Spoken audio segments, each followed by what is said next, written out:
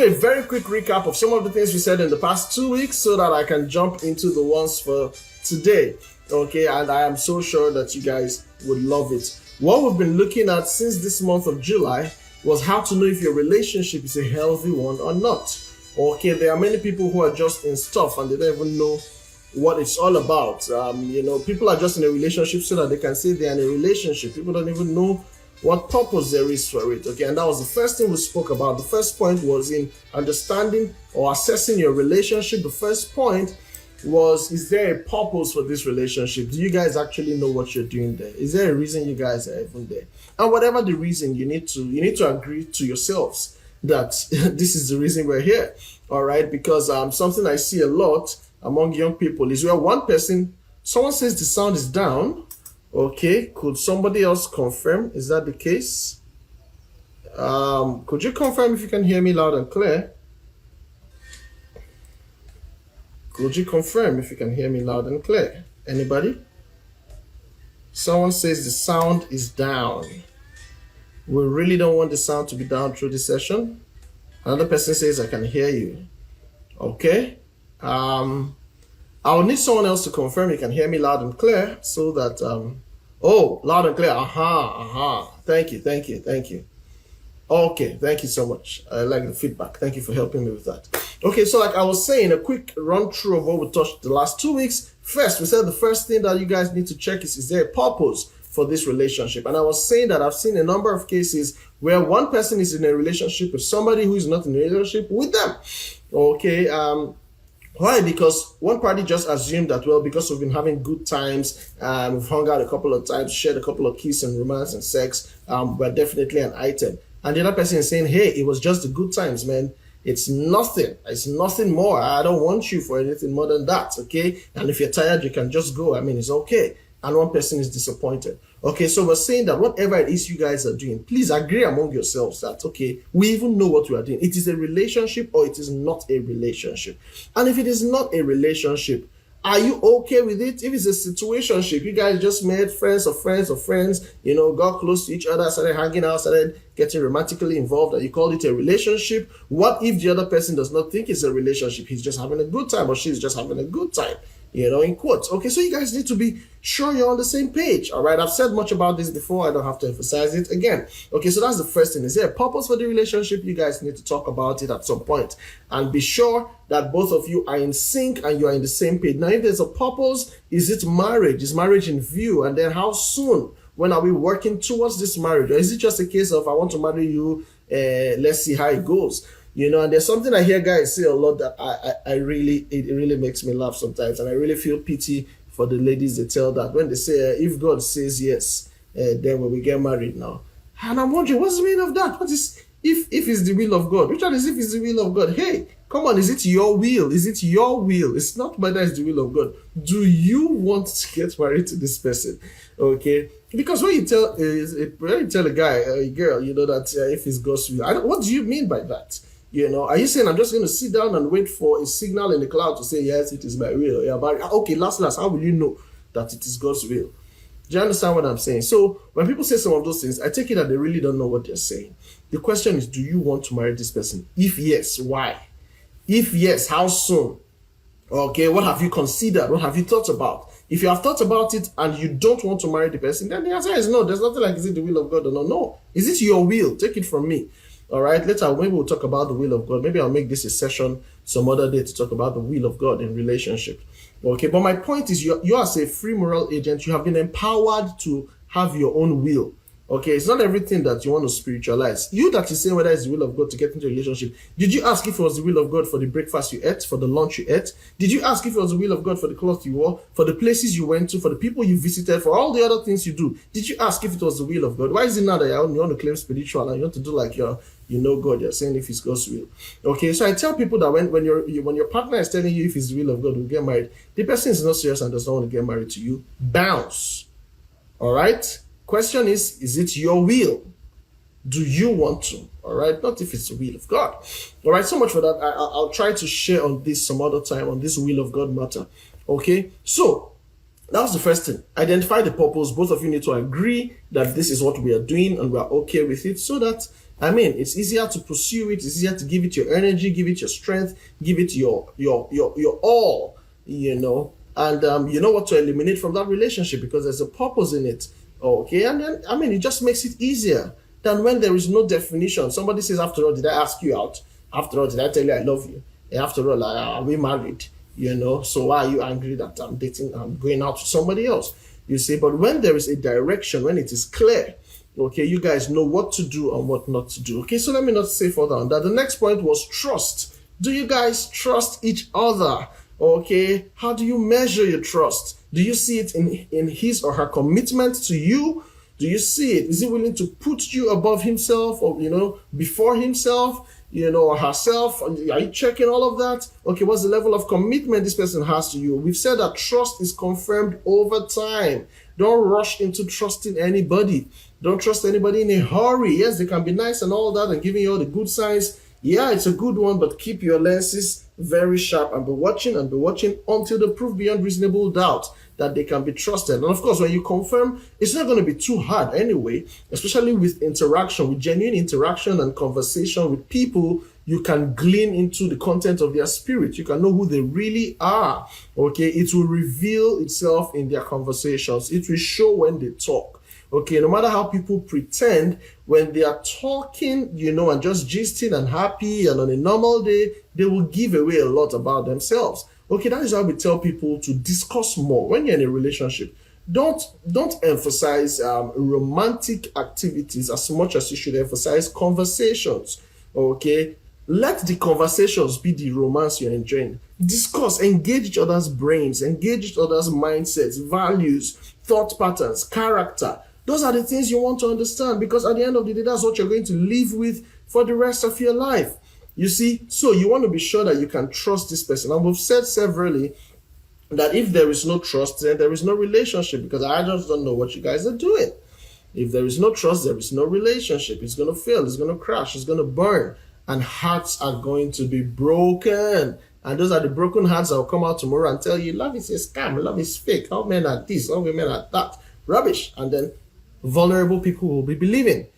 People who have not followed any principle, who have never yielded to wisdom, who have never yielded to God's instruction, come out, have terrible experiences and start sharing those experiences and you believe them. Please don't be deceived. Love is a beautiful thing.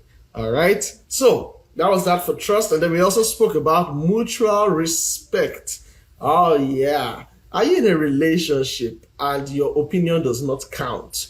Your boundaries are not respected. The things that matter to you are not regarded. That means you're not respected in that relationship. It's not, it's that is abuse. Okay, that is abuse. You shouldn't be there. So is there mutual respect among yourselves? Does your partner always embarrass you at will and doesn't even feel sorry for it or feels like they have a right to do so? Do you understand? All right. I know I've heard people say stuff before like, oh, the way my partner speaks to me in church or in a public place or in the mall just makes a mess or embarrasses me out there. If that is happening to you, it's not healthy. It's not healthy. There's no respect. And as a matter of fact, you cannot say you love somebody and you are putting them down outside. When you love someone, you protect them. You protect them. All right. You can't love someone and put them down. So is there respect in your relationship? If it isn't there, then it's not a healthy relationship. And the other thing we spoke about last week was communication. And we said a lot here. We said, are you free to be yourself and to air your views on any matter? Or are you always misunderstood? You always have to explain yourself. I know that's not what I meant. Oh no, what I was trying to say is that, oh no, why are you thinking like that? Are these always the things that happen in your relationship? Is there always misunderstanding? All right. So you want to look at all these things. You always have to apologize when you guys talk. You always feel gaslighted. We said a lot about that, and you may want to refer to our teachings in the video. It's right there on our handle. All right. So I will go straight to what we're doing today because I want to cover quite a number of points. All right. Now, the next question, don't forget the 4 we have taken is what is the purpose? Do you trust each other? Is there mutual respect? And what is your communication like? All right. Now, the 5th question is who have you become? All right. And this is a question of your individuality. Okay, are you still yourself in this relationship, or have you become somebody else that you don't desire to be? Now, let me explain what I mean here, okay? Because I see this again and again. People get into relationships without having a proper grip on their self-concept. They don't understand themselves, they don't know themselves, they don't know who they are. They're just out there looking for validation from left, right, and center. So anybody who comes speaking nicely to them, they feel like, oh, this is something to hold on to. And at the end of the day, they start patterning their lives according to the values and expectation of their partner. Okay, now things that they would never have thought to do before, they will do them now simply because this partner of theirs wants it or wants them to do it. Places they wouldn't have gone before on a normal day, places they even detest on a normal day, because their partner wants it, they feel like they have to succumb and they have to do what their partner wants so that they can stay in that relationship. Okay, now if you're that kind of person, what's happening is that you're losing your individuality, you're losing yourself. You don't even know what you represent anymore, you don't know what you stand for anymore. Okay, so the question is, who have you become in this relationship? Have you become a better person by your standards and by morality, or have you become a worse off person? Who have you become? Okay, who have you become? And this is one of the challenges of, dating, multiple dates, or just numerous dating, several dating, because there are people who believe that at every point in their life they must be in a relationship. You break up with Madam A today, by next tomorrow you're looking for the next lady to get into your life. Or you're a young lady, you break up with Mr. This today, tomorrow you're looking for Mr. Y, you just feel like you must be in a relationship. So you just go jumping from pillar to post, from place to place, and working hard to please everybody. And at the end of the day, you are just being hurt all of the time. Why? Because you have not taken time to understand your individuality, yourself.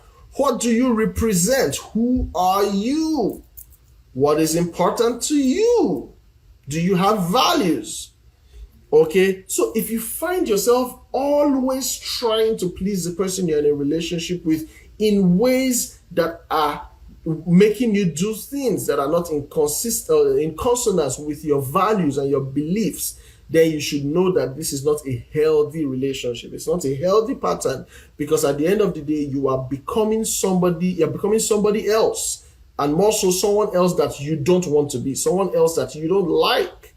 Okay, so let me take, for example, if you're someone who is not given to alcohol, you don't take alcohol, you don't like to drink, but here, this partner of yours is a wine guzzler and just believes that if you're not drinking, we can't be together. You must take alcohol, you must take cigarettes, you must, and these things are things you don't want to do. Guess what? I know a lot of people who would not be able to withstand the pressure and say, you know what? I don't do this, I don't want it. There are people who won't be able to do that. Rather, just let it not look like I'm not a monk, I'm not man enough. Let it not look like, and then they go ahead and indulge. And before you know it, it starts affecting them in other ways. Okay, I know several people who get into drinking, or who got into drinking and smoking simply because every other person was doing it. So you hang out with the boys, everybody orders for a bottle of beer, and you don't want to be the one left out, and then you too, you order for a bottle of beer. Even when you know it's very bitter and you don't like it. Okay. Everyone goes out, they pick a stick and they light it up, and you feel like, oh, I don't want to be left out, and then you too, you pick a stick and you light it up. You see, I've been in gatherings before where people were even passing the cigarettes and weed around.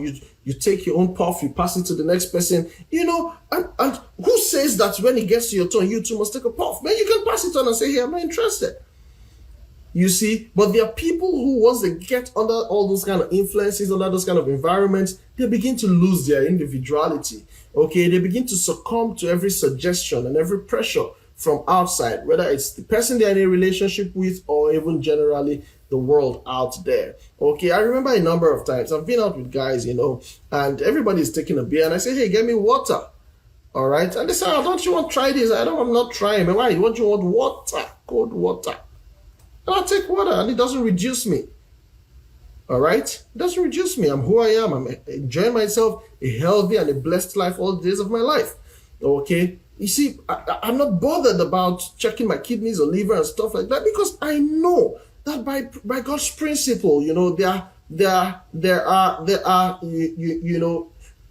you can prevent a lot of health crisis just by eating right and living right. Many of the troubles people have are lifestyle imposed troubles. Do you understand? So you don't have to feel like you're going to be less of yourself if you don't join the bandwagon. No, you have to be true to who you are. You need to even know what you represent. That's why we always speak about values. That's why we always speak about self-realization. Who are you? What do you represent? Okay, where are you going to? If you know where you are going to, there are certain things you would forbid. There are certain places you will not go to. There are certain people you will not hang out with because they don't add up to your morality, to your vision, to your destination, to your purpose, to where you are going. They don't add up. They don't contribute anything positive. So you avoid them like a plague. But guess what? There are people who have stayed in relationships. I've heard again and again of ladies who are in relationships where the guy is always talking them down, always forcing them into, not even forcing, making them do things that they don't want to do, but they can't leave. Why? Because, oh, I'm in this relationship with him. He's my boyfriend. I don't want to lose him. If I lose this one, how am I sure I will get another one? You see, and then they stay in relationships that are doing them steady and consistent harm. Listen to me. You want to ask yourself, who have I become in this relationship? Am I getting closer to my dreams? Am I becoming a better person, or am I becoming worse off? You must be able to ask yourself that question. Am I becoming worse off? And be ready to accept your answer. If your answer is that you can't find anything good that has happened in your life and to you since you started this relationship, listen to me. Feel free to bounce, because you are the chief executive officer of your life. You are the one who has been given the mandate, the responsibility of your life. You have to run it well. And this is what I see all the time. People make all the wrong decisions, do live anyhow, and then start praying last minute for a miracle or for things to just turn around suddenly after making all the wrong decisions. Don't you get that? This life is run by principles. You know, it's seeding and harvesting. It's what you sow that you reap. Do you understand? If you sow laziness, you can't reap wealth and prosperity. No, the Bible says that a little sleep and a little slumber, a little folding of the hands to rest, and what will happen? Poverty will come upon you like a bandit, like armed robbers. Suddenly, poverty will fall on that person. You see, so you need to be awake. You need to be up and doing to be able to harvest in due time. The Bible says that the sluggard does not plant, but he goes out at harvest time, looking for what to harvest, but you did not plant anything. What are you going to see? Do you understand what I'm saying? So the point is, you need to be able to sit with yourself and ask yourself, this relationship I'm in, where is it taking me? Have I become any better, or am I becoming worse off? Before I got in this relationship, I used to be committed to personal development. I used to read a book every month. I used to attend certain kind of programs. But since I joined this relationship, once I got into this relationship, man, it's just taking all my time. I can't even do any other thing if I'm not talking to this, my partner. I can't even have a life. I can't even go to church. I can't even read a book. I can't even listen to a message. I can't even go to a seminar. You see, now those things that matter to you before are beginning to change. Why? Because you think that this person has to occupy all of your time. Before you know it, you start forgetting and losing those very same things that were important to you, and then you just start feeling discouraged all of a sudden. You wake up one day and you feel so deflated, you feel so empty, you're wondering what has happened to me.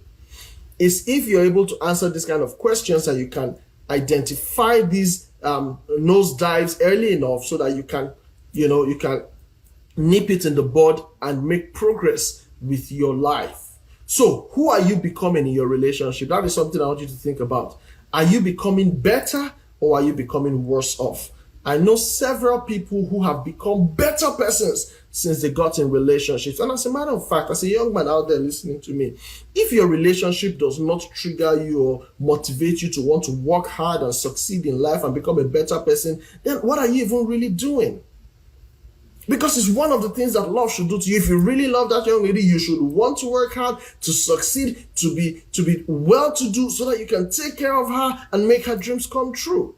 So if that does not even motivate you, then what does? Do you understand what I'm saying? So this relationship, you need to look at it. Who are you becoming in it? Are you becoming better or are you becoming worse off? All right, you need to look at that. Let me see if I'm missing out any point here, and I move on to the next. Oh, I put some things down here. Are you under pressure to compromise who you are, your positive values, your principles, your identity, and all the things that matter to you? Are you under steady pressure to compromise those things? Your family, your friends, your spirituality? Okay. And for those who believe that once you're in a relationship with somebody, the person must cut off all their other friends. Before I attack you, let me just put things in context. See, if those friends of yours, now I'm speaking to you, the person who has friends that they want to cut you off. If these friends are people that are contributing positively to your life, they are great people, they're in sync with your values and your principles and your destination in life, but then you get into a relationship and somebody is telling you, if you are dating me, I don't like that person around you, I don't like that one, you must remove them. Hey, you want to look at it again and say, wait, between you and this person, who is even adding more to my life right now? Do you understand? You need to really look at it like that. Okay, and if this person cannot give you, if your partner can't give you any solid reason why he or she is not comfortable with these people who are positive influences and good people in your life, then you need to let this partner know that, hey, listen to me, before you came on board, I had a life and I'm not about to lose that life because of you. All right? But I know people who would rather go and quarrel with all their friends, put them afar just because there's one guy or one girl in your life right now. When your heart is broken, you start running back to all those people one by one and start saying, how far now? You just abandoned me long time. Meanwhile, you are the one who in your foolishness drove them away. I hope somebody understands what I'm saying. All right. So, monitoring spirits. Who is that person? Who is that one? I don't like the way I'm seeing that one around you. The way he was smiling when you're talking to him. Or the way this lady likes to come and greet you after church. The way I'm just looking at you people. Stop all those things. Okay, so if these people are positive influences in your life, yet the person you say you're in a relationship with is not comfortable with them, is this one that is your partner that should go away? Not those good influences. Do you understand what I'm saying? Is that serious? So you need to be able to have those kind of conversations with yourself. Are you losing every other thing simply because you say you're in a relationship with somebody? Okay. Relationship is not bondage. Thank you for that point. All right, it's not bondage. You're at liberty to be a person, to be yourself. So it's a question of your individuality. Are you losing your individuality or are you getting better? All right. So you want to be able to ask yourself that question. All right. A healthy relationship helps you become a better person, not worse off or not even confused about who you are. People get into relationships and lose their self-esteem and they get so confused about their lives. Why? Because they are listening to somebody who is disempowering them all the time and talking down on them. You don't want to be in that kind of stuff. So if that's what's happening in your relationship, it's not healthy, and you should bounce. Bounce means get out. You should live there. I always like to tell people that the same energy that you use to enter the relationship, you can use it to get out. All right. If it's not working, take a walk. Relationships can be ended. Relationship can be stopped. All right. Okay. I'm just having ideas. Maybe I should also talk about breakup one of these days. Relationships can be stopped, for goodness sake. Can be stopped. You don't get in and feel like, oh, I'm stuck here. I don't know where to go. Where were you before you entered there? Were you dead? Didn't you have a life? So why is it now that you're there you believe you cannot go anywhere? Unless you have, let me not vex for somebody. All right. So point is, if it's not making sense, if you're losing yourself in the name of being in a relationship, please, you want to check that, and if need be, exit that relationship, because it's not good for you. Let me move over to the sixth point. All right. And now this is a question of harmony and compatibility. And the question is, how frequently do you have misunderstanding? How frequently do you have misunderstanding in your relationship?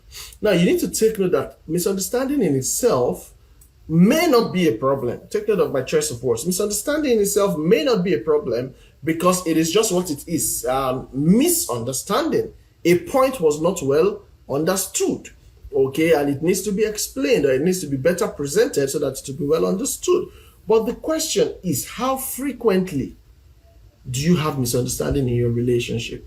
I've heard people say that they spent more time in their relationship quarreling and having issues than they spent living in harmony. And then I ask them the question, why did you stay there that long? Or what are you still doing there? If you spend all your time quarreling, all your time trying to clarify what you mean, trying to get over crisis, trying to, if you spend more time, is that the kind of life you envisage for yourself? Listen, it takes a lot of emotional energy. It saps a lot of strength from you to be getting into this kind of fights with somebody who is dear to you or somebody whom you love. So is this what you want to do with the rest of your life?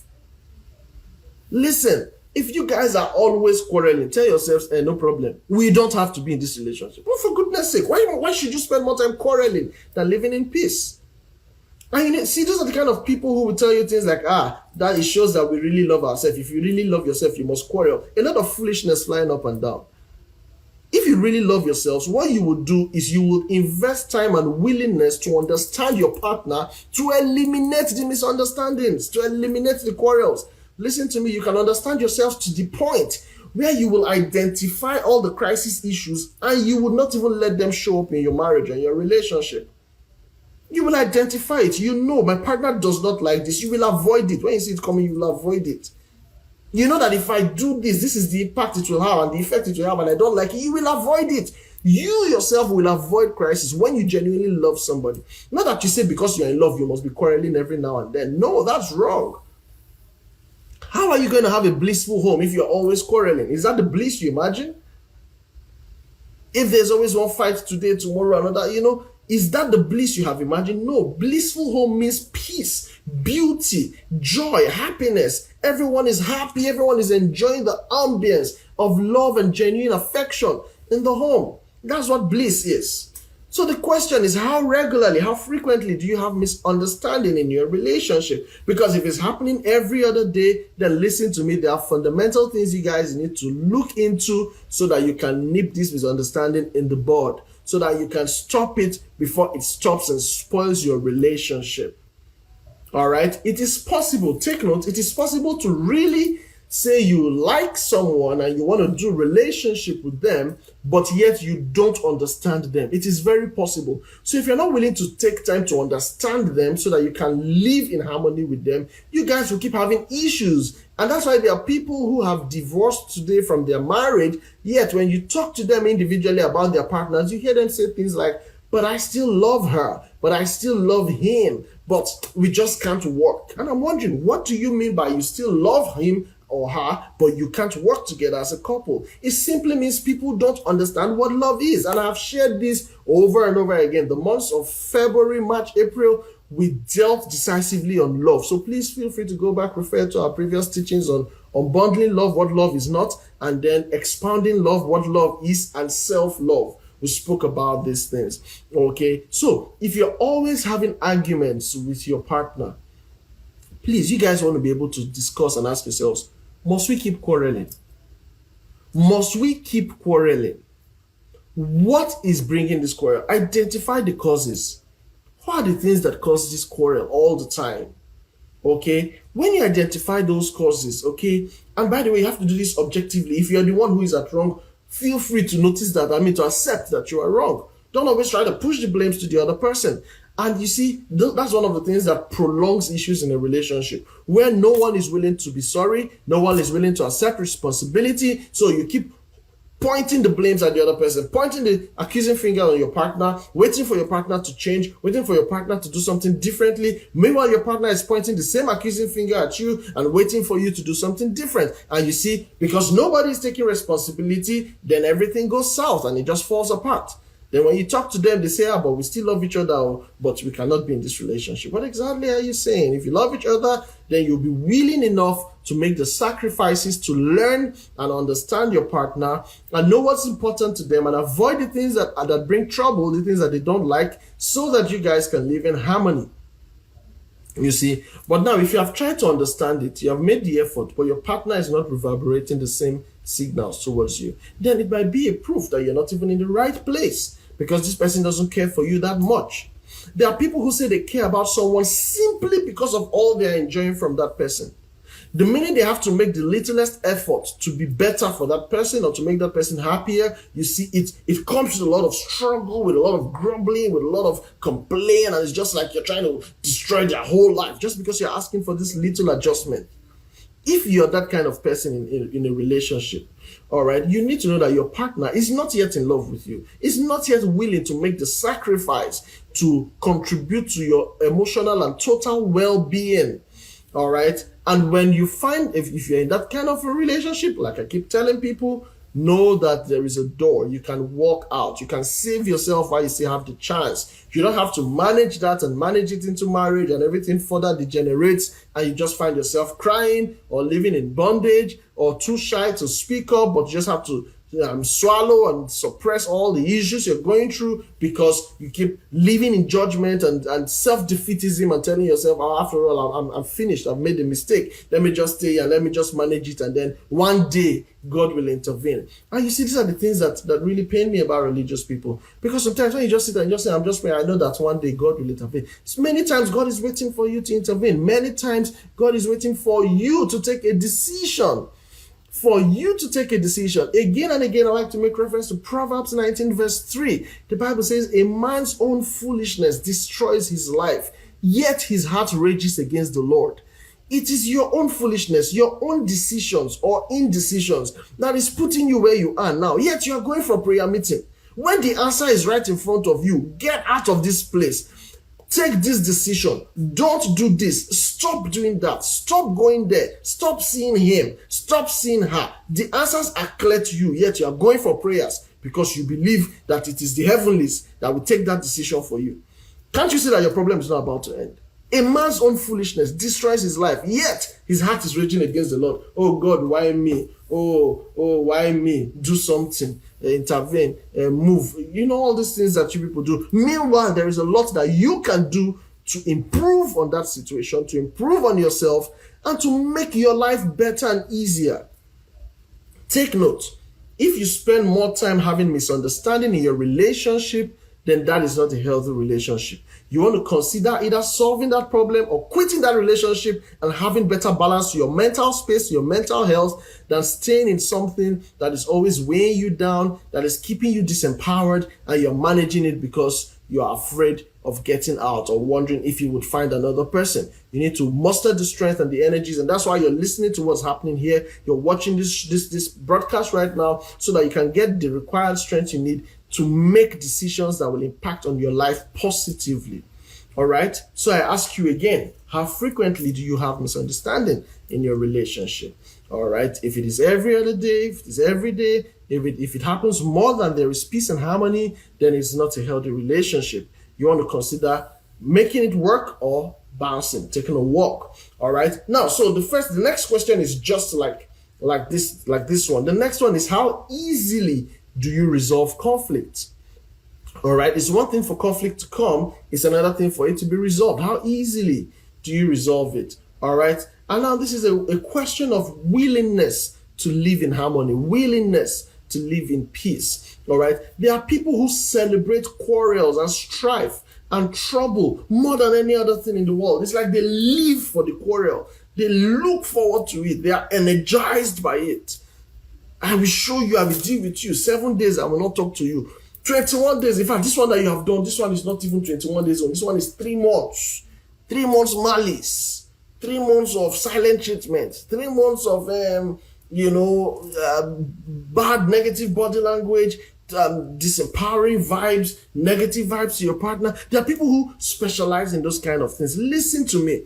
If you are in a relationship where you guys find it hard to solve your misunderstanding issues, to get out of conflict, listen to me, it is not a healthy relationship. And if you know what is good for yourself, seek learning, seek counsel to help become a better person. Encourage your spouse or partner to do the same thing. If it is not working and the person is not willing, take note that most of the things I'm saying tend to apply to people who are not yet married, who are in relationships but not yet married. Okay, so that all these times I've told you to bounce and get out, I'm referring to people who are not yet married. If you are married, there are interventions we can have for you and your spouse to help you guys get to the state of bliss. Okay, because we don't necessarily endorse divorce. We don't necessarily endorse that. Okay, but there are conditions and situations that call for that. Okay, but I mean, that has to be some extremes. Okay, before we speak that, we'd like to show you hope. We like to let you know that it can work. We like to show you solutions and interventions that can help you get better.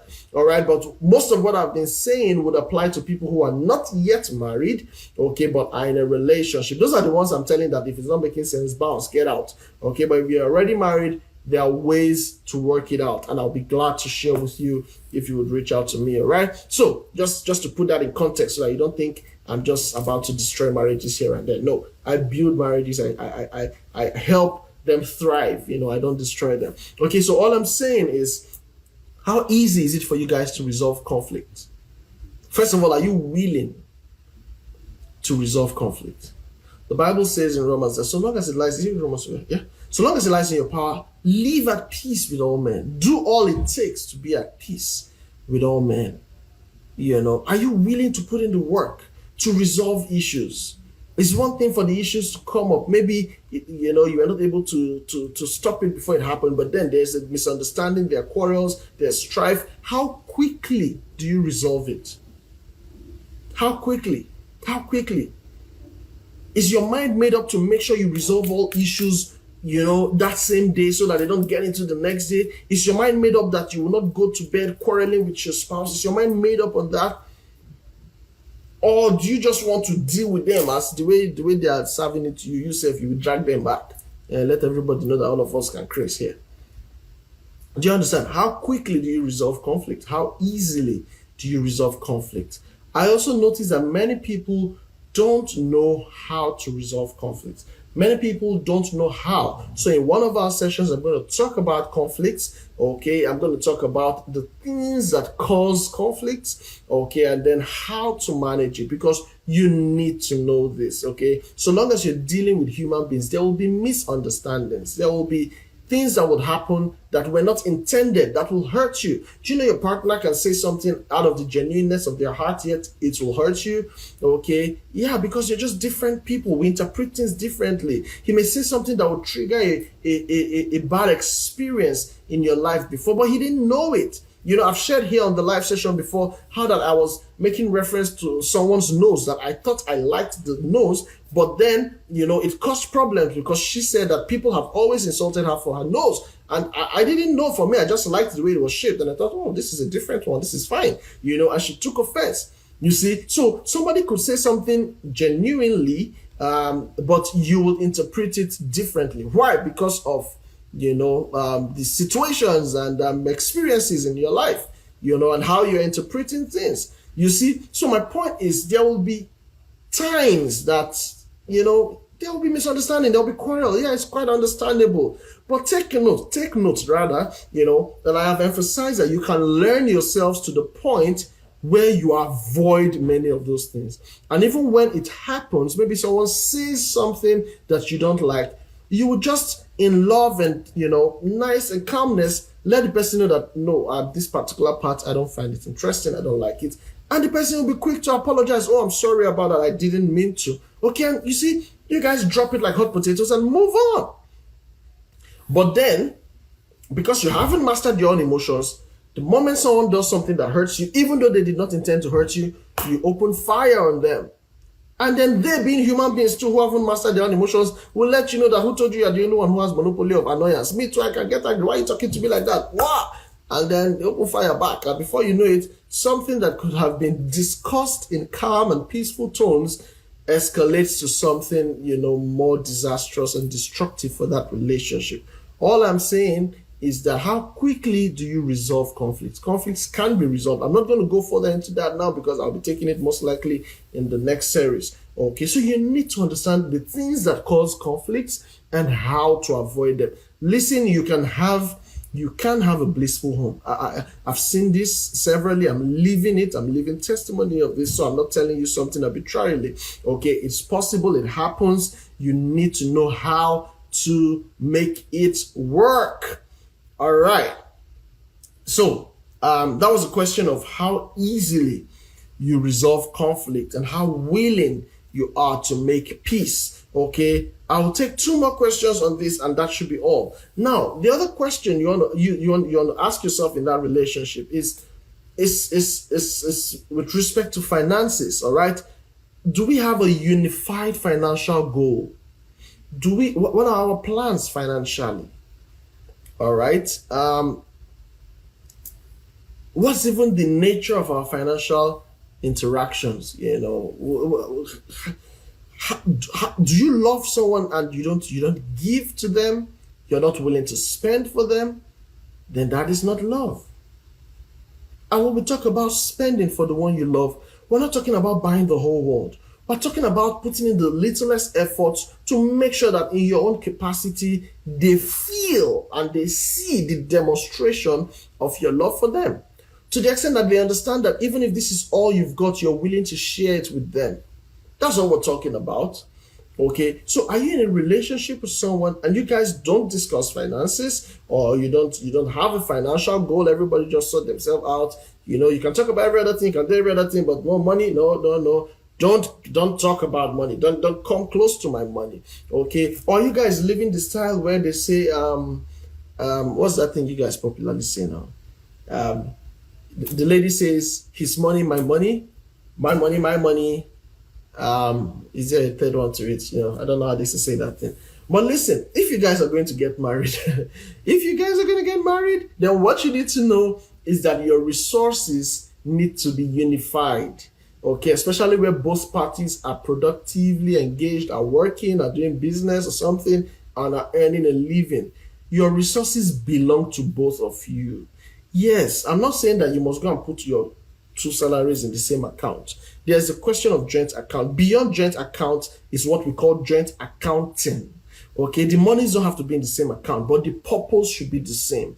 The responsibility should be the same. The accountability should be the same.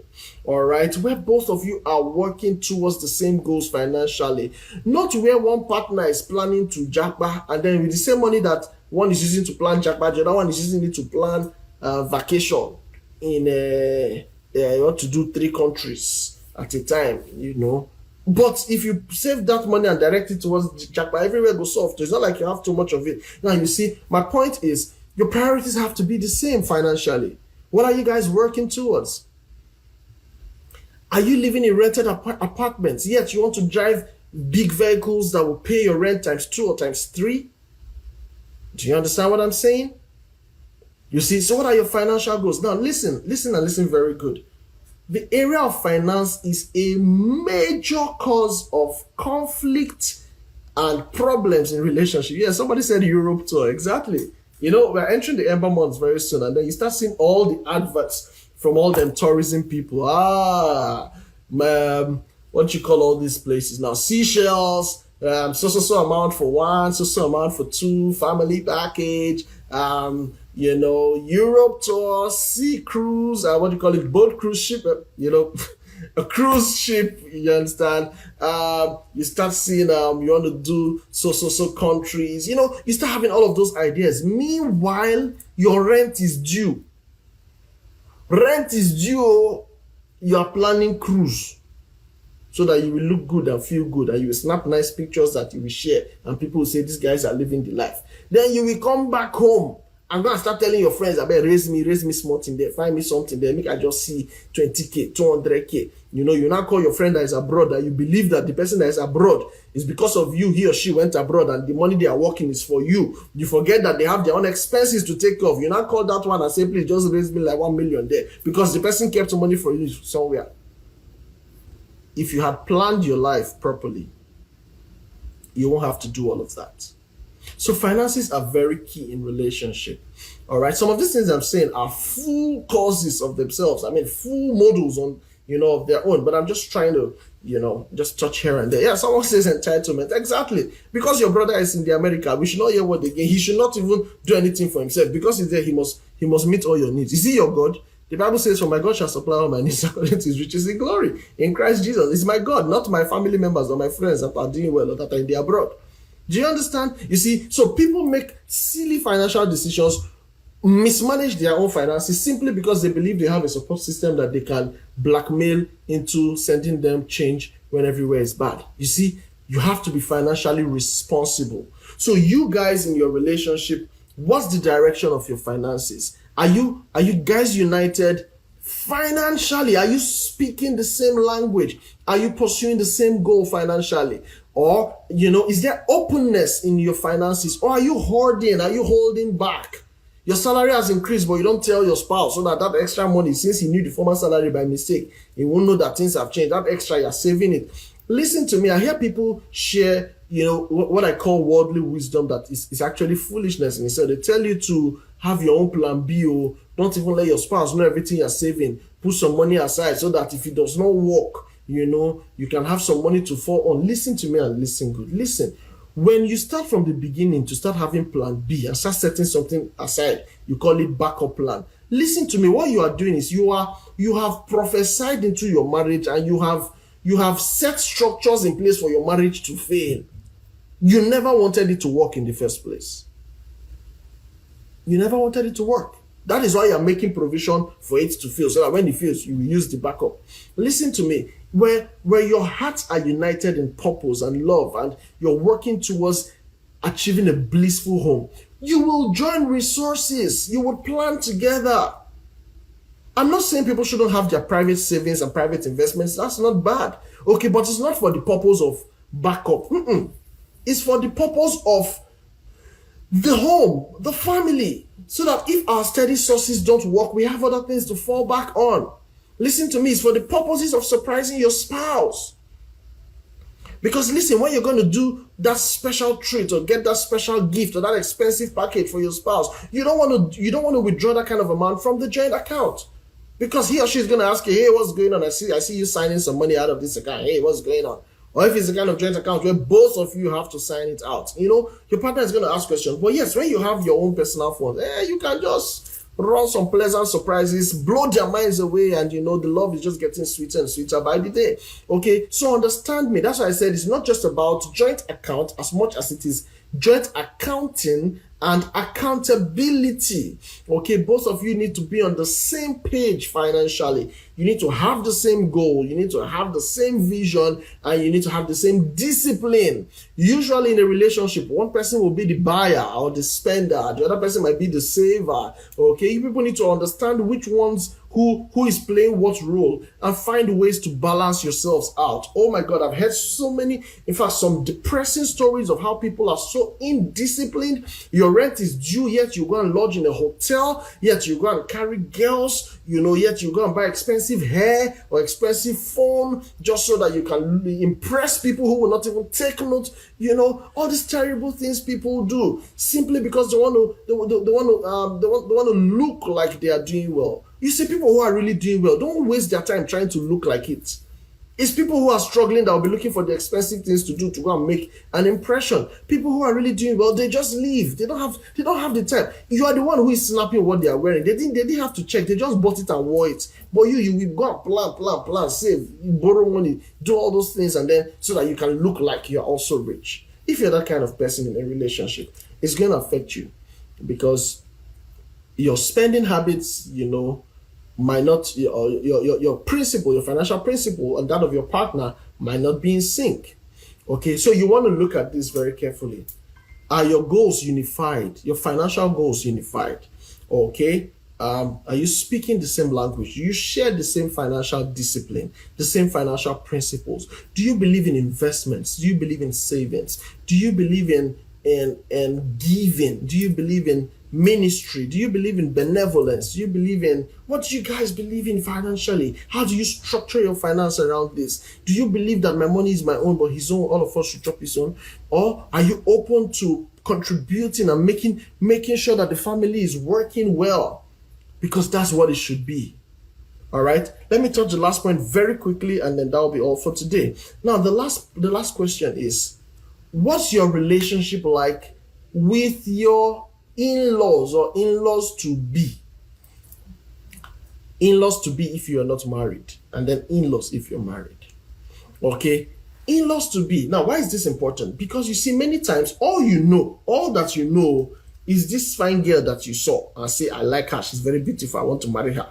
Or this fine boy that is asking you out, that you say, hey, God has answered my prayer, I must grieve for this one. That's all you know. You don't know where they are coming from. Listen to me. Some of you, if you find out where those people are coming from, you find out their background, you find out their families, some of you will run. Yes, am I saying it's sufficient reason sometimes? Yes, it can be. Because by the time you're in a relationship with somebody whose family values have a strong negative impact in his life, you don't want to get into that relation, into that marriage. You will regret it. So family is that important. You want to take time to find out about his siblings, her siblings, her parents, the family members. Who are they? What do they believe in? What kind of people are they? What kind of trouble do they bring? Or what kind of peace do they bring to the relationship? What threats do they pose? What are the opportunities? What are the threats? You want to be able to check. Because listen to me, many people have gotten married, they love their spouse, but the trouble they get from their in-laws destroys that very marriage. Because they did not take time first to check, to ask questions, to see how it impacts on them already. Your husband loves you, but no other member of his family loves you. What kind of problem is that one now? When you're pregnant and when you give birth, who's going to assist you?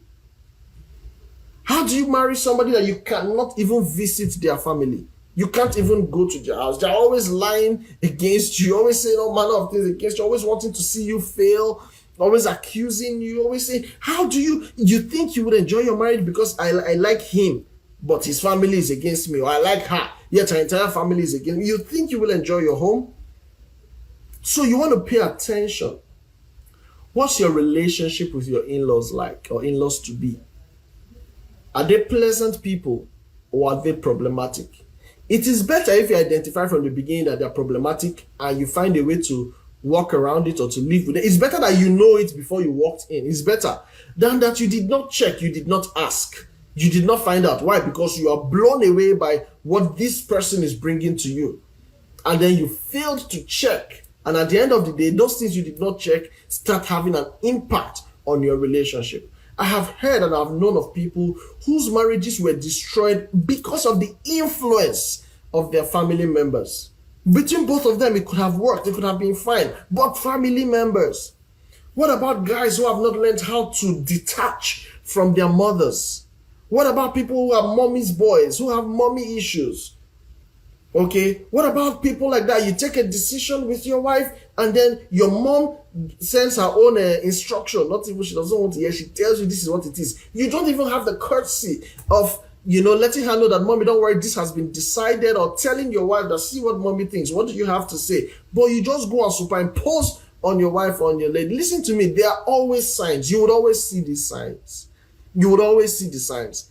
But what did you do when you saw the sign? Do you understand? What did you do? You just believe that no problem. Let's marry first. We'll manage. Let's marry. Let me not say some things because I'm on live TV. But you will marry. And then what you will see inside will almost make you run away. So you want to check what kind of people are they. All right, because we're talking marriage here. And marriage is for life. What kind of people are they? Can I live with these ones? To what extent can I tolerate them? But this is even the more important one. Will my spouse fight for me? Will my spouse protect me from his family members or from her family members? Will my spouse protect me? Or if you're the one, would you protect your spouse from the attack of your family? That is very important. That is very important. So you want to check all of these. If you're already in a relationship, you want to check, do I know his brothers and sisters, his parents? Do I know his family? What's the story about his family? Where are they from? What do people have to say about them? Do you want to get married to a family that the moment your passport is presented somewhere, they say, hold up, now one of them, catch up. Because you didn't know that you were married to a family of a history of thieves and fraudulent people. You see? And then once you present that name, doors are closed for you. Or you're married into a family with a history of wickedness and all terrible things. That anywhere their name is mentioned, people want to fight them, people want to block them, people want to demand for what they stole from them. Do you want to get into that kind of family? So you need to ask questions. That's what I'm saying. You need to know and check what your relationship with in-laws or in-laws to be is like. If you're having too many issues with your in-laws to be, then that may be a flag, because when you get married, the issues will continue unless you guys are able to sufficiently solve the problems before it becomes marriage. I will stop here because my time is used up already. And I hope it's been a good time for you. I hope you've gleaned one or two useful things. Please feel free to share. Listen to this again. Watch it again. It's there on our handle. Watch it again. Share, comment, and refer people who you think need to hear the things we share here in the Love Code with Maisie. Thank you for your time. God bless you.